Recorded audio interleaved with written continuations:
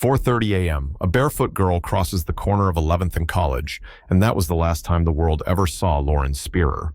No screams, no strange noises, no calls for help. Just hours earlier, she'd been laughing with friends, enjoying a typical summer night as a college sophomore. But within 60 minutes, she was gone. No more Lauren. No more answers. Lauren was just 20, a fashion student, the only daughter of a Jewish family from New York. She walked out of the bar that night with no phone, no shoes, no ID. And the friends who were with her, each one told a slightly different story. The security footage, silent fragments, no resolution. 2 weeks later, her family said, "Someone knows what happened. They're just not saying." So what really happened between 4:30 a.m. and the forever that followed? They say Lauren was always the last to leave the diner after class. Not because she ate slow, but because she couldn't stop talking to strangers. One waitress once said, "That girl? Every time she ordered coffee, she'd ask me if I'd eaten yet." Lauren wasn't flashy. She wore cuffed jeans, worn-out sneakers, and carried a canvas backpack her mom had sewn back in high school. On the zipper hung a little blue, heart-shaped bead, something she never once took off. Bloomington was the first place she'd ever lived away from home. No one pressured her to go. There wasn't some prestigious scholarship drawing her in. She'd visited once on a campus tour and simply said, "It just feels like the kind of place where anything could begin." She studied fashion design, but it wasn't her style that made her stand out. It was the way she listened. Friends remembered her as someone who understood you before you even understood yourself. She loved sad indie songs, sketched her ideas on napkins, and wrote a few quiet lines in a fabric-bound notebook every night before bed. She had a boyfriend, Jesse Wolfe, smart, steady, and endlessly gentle with her. Jesse was the last person Lauren texted the night she disappeared. He still keeps their conversation saved on his phone, a tiny relic of something that once felt vividly alive. Lauren lived at Smallwood Plaza, close to everything. Coffee shops, bars, fast food, bookstores. It was the perfect place for a college summer, and it became the last place anyone saw her. By the summer of 2011, most students had already gone home. The streets around campus were quieter than usual, but Lauren stayed. She told her mom she wanted to savor the last days of freedom before starting her internship. But there was one thing, something even her closest friends didn't know. Lauren had a congenital heart condition called long QT syndrome. If she became too stressed or took the wrong kind of stimulant, her heart could stop without warning. She always kept her medication with her, but that night, Lauren left her bag behind. And that wasn't the only thing she left behind. The next morning, the lights in her room were still on, the bed untouched, everything perfectly still. Too still. Jesse texted her again and again. No reply, no trace. He thought maybe she'd crashed at a friend's place. But as the sun rose, a heaviness settled in his chest, a silent dread, as if every instinct knew something had gone terribly wrong. Because at exactly 2:27 a.m., Lauren did something no one could explain. And from that moment on, everything began to spiral. Friday, June 3rd, 2011. A warm summer night, no rain, no wind. Nothing to suggest that this corner of town was about to become the center of a search that would stretch on for more than a decade. At 12:30 a.m., Lauren Spierer left her apartment at Smallwood Plaza with a friend, David Rohn. They walked to the nearby home of Jay Rosenbaum, a fellow student. Inside that apartment on 11th Street was another young man, Corey Rossman, Jay's close friend. This was the beginning of what police would later call a one-way path into the void. Lauren and the group talked, drank a little. Everything seemed normal, until she decided to go out again, this time to Kilroy's sports bar. By then, it was close to 1:45 a.m. Surveillance footage shows Lauren entering the bar, holding hands with Corey Rossman. She wore a white, long-sleeve shirt, tight black pants, and no shoes. That detail raised countless questions. Why wasn't she wearing any? The answer, or part of it, comes from Rossman's statement. Lauren, he said, left her shoes and phone at the bar. Maybe she thought she'd come right back. Maybe she didn't want to carry too much. But the truth is, she never did return. By 2:27 a.m., footage shows Lauren and Rossman leaving Kilroy's, walking in the direction of campus housing. But instead of going home, Lauren followed Rossman to his place, several blocks past her own building. They walked right by Smallwood Plaza, where Lauren lived. And yet, she didn't go in. Why? That question has haunted this case ever since. At 5 North Townhomes, Rossman's roommate, Michael Beth, recalled Lauren being very drunk and barely able to stand. He also mentioned Rossman had been punched earlier that night, possibly during an argument, leaving him confused and foggy. Beth helped Rossman to bed. Then he called Jay Rosenbaum, the friend from earlier, and asked if he could come get Lauren. Around 2:50 a.m., Jay agreed. Lauren left Rossman's place, walking once again into the night, this time with someone she trusted. She returned to Jay's apartment and sat in the living room for about half an hour. Jay later told police Lauren had a bruise under her eye. When he asked what happened, she just shrugged. "I don't know." No one called for help. No one pressed further. And then, at 4:30 a.m., Jay says Lauren stood up, opened the door, and walked out. No shoes, no phone, no wallet, and no one went with her. Only one thing captured that moment, a single camera a few streets away, which caught the shape of a girl slipping into the darkness, never to return. At 2:51 a.m., a security camera behind a small building on College Avenue showed Lauren walking. She had just left Rossman's apartment. Jay claimed he was with her, but only Lauren appears on the tape. Jay said they walked back to his place. She sat and talked for a bit. He noticed the bruise, but didn't ask more. Then, around 4:30, she said she was going home. He warned her it wasn't safe, but she left anyway. She headed toward the intersection of 11th and College, just minutes from her front door, but she never made it there. A different camera, near that intersection, captured a blurry image, someone believed to be Lauren, weaving slightly, one hand bracing against a wall. Timestamp 4:32 a.m. That was the last time any camera saw her. A nearby neighbor later said he heard footsteps around that time, soft, like someone walking without shoes. He didn't think much of it. He didn't see anyone pass. But a few hours later, as the sun rose, the puzzle began to reveal its missing pieces. Lauren's phone was still at Kilroy's bar. A janitor found it lying on a table, screen cracked. Next to it were her white shoes, a small makeup bag, and her student ID. In the alley behind Smallwood Plaza, investigators found a blue fabric bracelet, just like the kind Lauren always wore. But there was no blood, no struggle, no sign of a fight. Later, some friends would say Lauren seemed disoriented that night. Some said she had taken something. Others denied it. Several of the people she was with refused to take polygraph tests. Police couldn't force them. But whatever the truth was, Lauren didn't deserve to be left alone in that state. She was less than 500 meters from her room. So what could have happened between that intersection and the silent void that's lasted 14 years? A young woman walking through a city still lit with nightlife, just minutes from home, and then gone, as if the city itself had swallowed her whole. The real question might not be where did she go, but rather who followed her that night and never came forward. From the earliest days of the investigation, there was a quiet discomfort surrounding the friends who were with Lauren that night. Not because they were accused, but because they didn't act like people searching for someone they cared about. Jay Rosenbaum, the last person known to have seen Lauren, told police she left his apartment at 4:30 a.m., but no one else could verify that. No camera captured her leaving. No neighbors heard a door. No one saw her return to her dorm. Even more unsettling, Jay said Lauren leaned on the wall to steady herself before leaving. But then, he added he wasn't sure if he actually saw her walk out or not. Corey Rossman, the friend who left the bar with Lauren, claimed he remembered nothing after Kilroy's. He said someone had punched him, but Lauren's boyfriend, Jesse, wasn't there that night. So who hit him? And if the assault happened, why was there no police report? No hospital visit? Rossman's roommate, Michael Beth, confirmed Rossman seemed dazed when he got home. But Beth also told police something that caught their attention. Lauren didn't look like someone who could take care of herself at that point.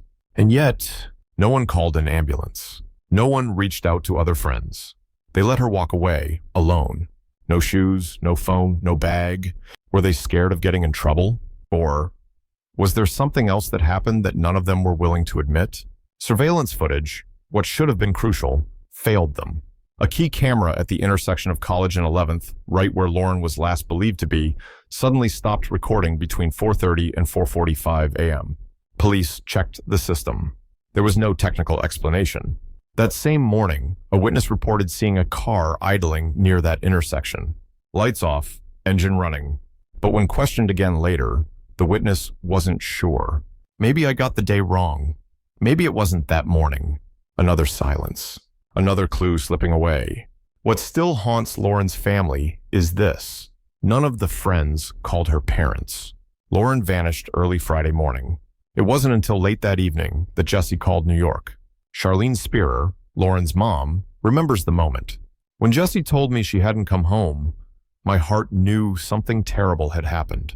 A mother knows, but the world was treating it like she just overslept. Then, a neighbor said something that shook everything. He lived less than 100 meters away. An older man, retired, known for sipping coffee on his porch at dawn. When police canvassed the area, he shared a detail no one else had mentioned. Around 5 a.m., I heard a car engine real close, backing up real slow, no headlights, then nothing, just silence. He didn't see the car clearly, didn't notice who got in, but he remembered the air, still damp and cold from the night. Police documented his statement, but there was no matching footage, no license plate, no physical evidence, just one fragile memory floating between denial and truth. A few days later, a woman came forward. She said she saw a man walking along 11th Street that morning. Didn't look like a college student, she said. But in a town full of passing faces, nothing came of the vague description. By now, the media had arrived in full force. Posters of Lauren were everywhere. Storefronts, street lamps, restaurant windows. But with attention came chaos. An anonymous caller said they saw a girl shoved into a truck outside town. Another claimed they spotted Lauren at a Walmart. One person even insisted she ran away. People just don't want to accept it. But Charlene never believed that.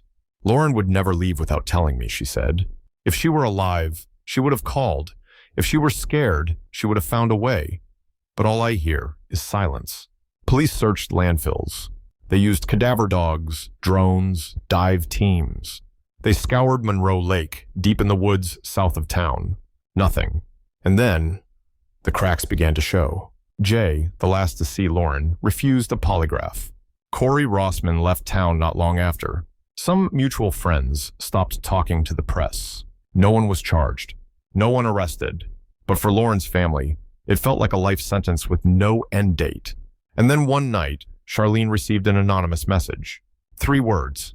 No name, no context. Look at him. She doesn't know who sent it. No one ever followed up.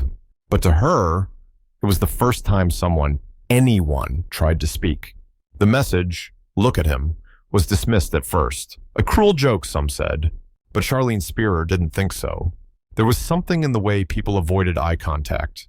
Something rehearsed in how their stories never changed.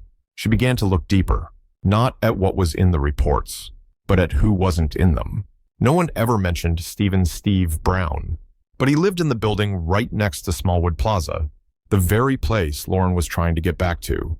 Brown was a building maintenance worker in his 40s, no serious criminal record, but he had been fired from another complex for inappropriate behavior toward female tenants.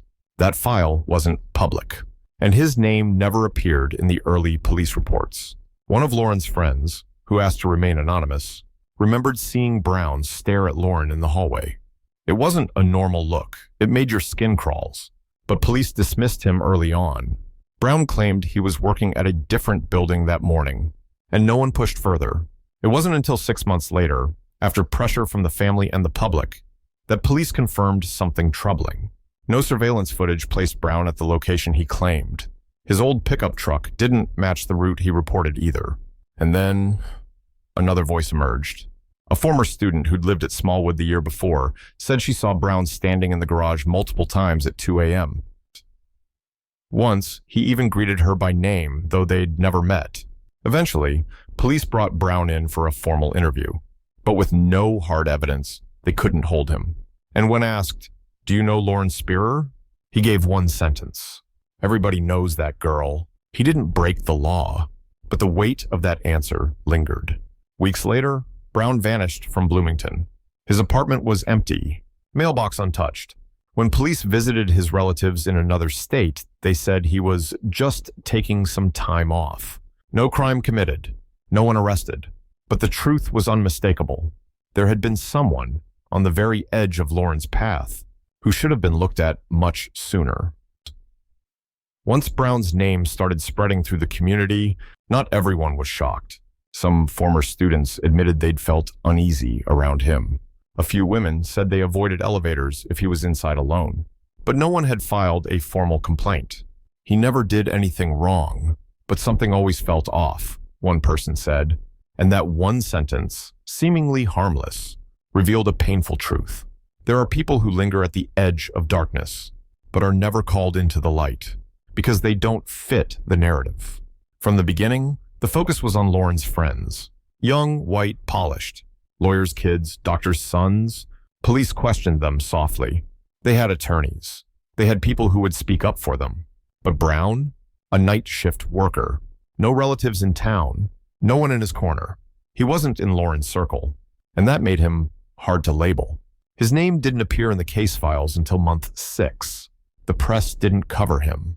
The suspicions around Brown became one of those easy-to-overlook threads, because nobody wanted to follow it all the way down. In a later interview, Charlene said something that stopped America cold.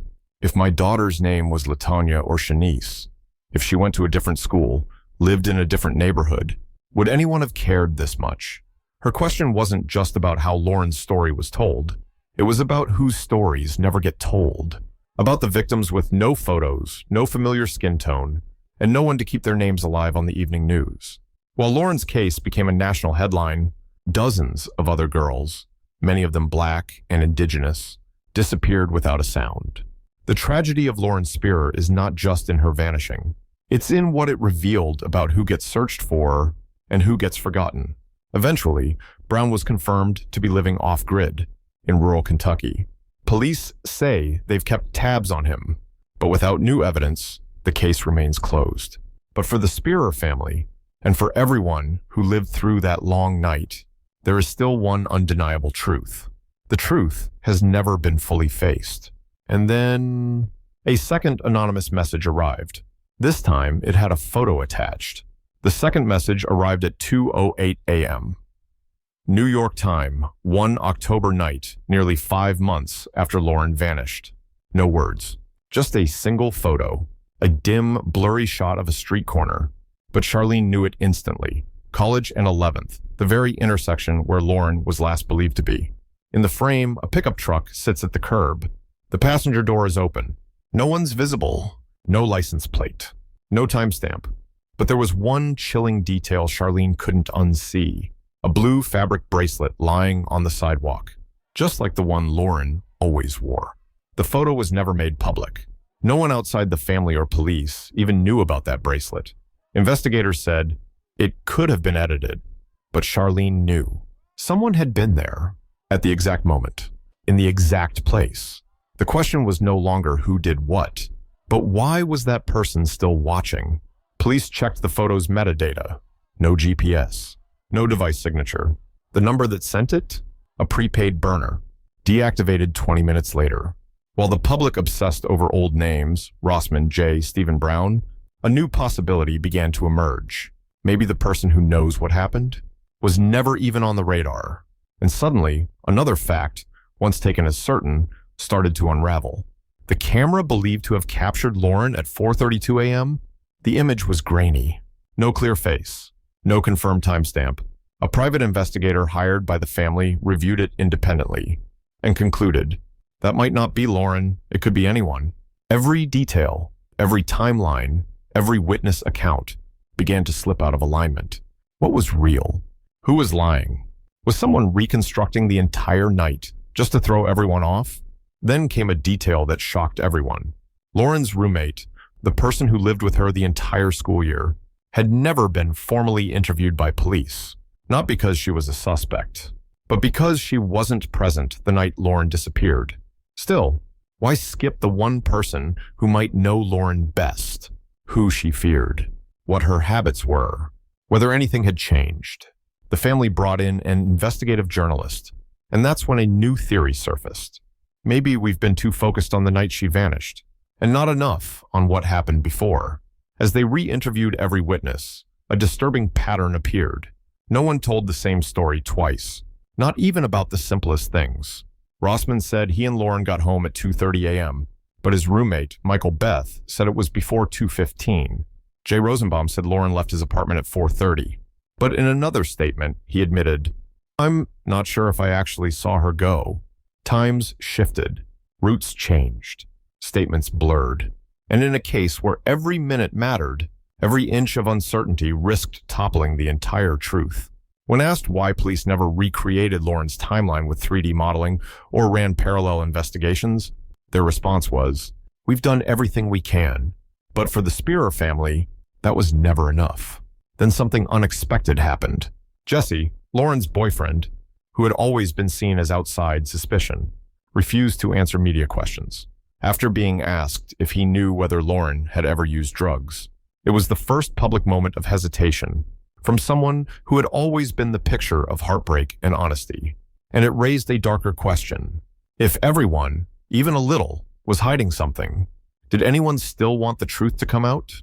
Another close friend of Lauren's, silent for years, finally spoke. She said that the night before Lauren disappeared, Lauren had mentioned feeling watched while walking home at night. She hadn't told police, hadn't written it in her journal. Just a quiet sentence, lost in the noise until it was too late. Maybe the truth about Lauren Spierer was never in the footage, not in the phone, not at the bar, not on the corner. Maybe it lived in the gaps, the spaces people chose not to fill, out of fear, out of guilt, out of shame. And in the darkness of those silences, Lauren's disappearance stopped being just a case. It became a fracture that spread through the town, through the testimonies, even through the people who claimed to love her most. And during the 12th search of Monroe Lake, something surfaced from the water. The 12th search of Monroe Lake took place in June, exactly 1 year after Lauren disappeared. Police returned. Divers, K9 units, sonar equipment. They all came back one more time. But this time, there were no news cameras, no volunteers cheering from the shore, just wind, and the few who couldn't let go. Around midday, the sonar picked up something, a large shape beneath the surface. Unclear, but enough to investigate. Divers went down. They found it. Just a rotting log, tangled in an old fishing net. Nothing else. Once again, nothing. When Charlene Spierer got the call, she didn't cry. She nodded, then quietly hung up the phone. A friend later said she whispered, "She's not ready to be found yet." It wasn't meant spiritually. It was symbolic. A reflection of all the stories never told right. All the silence the system left behind. The case of Lauren Spierer remains one of the most haunting, debated disappearances in modern America. No official suspect. No physical evidence. No confession. No justice. Just a girl who walked out of an apartment at 4:30 in the morning. No shoes. No phone. No one beside her. And a family who's learned to live with the weight of absence. This story doesn't end. Because some pain has no ending. Some questions go unanswered. Not because no one knows, but because no one dares to say. And if you ever walk through an intersection late at night, streetlights dim, a breeze cold against your back, remember, there was once a girl named Lauren who walked through a place just like that and disappeared. Not all who go missing are lost in the woods. Some vanish in the middle of the city while the world sleeps.